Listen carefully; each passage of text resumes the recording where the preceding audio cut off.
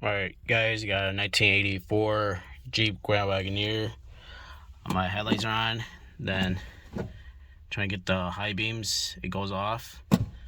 So nothing's indicating that stuff is on. So you can see me hitting it.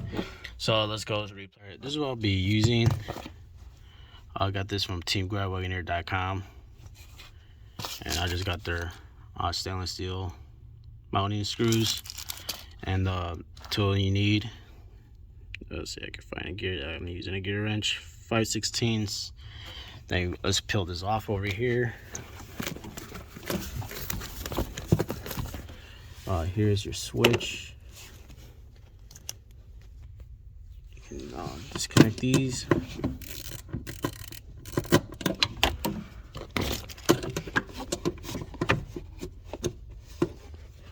You get the two screws out, then you just pull these tablets out of your way.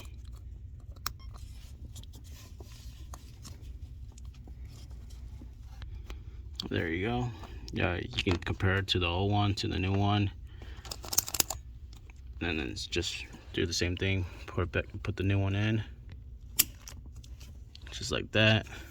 Grab the new stainless steel screws. They're the same size. And then that's there you go, and just put your cover back over it. Let's go test it out.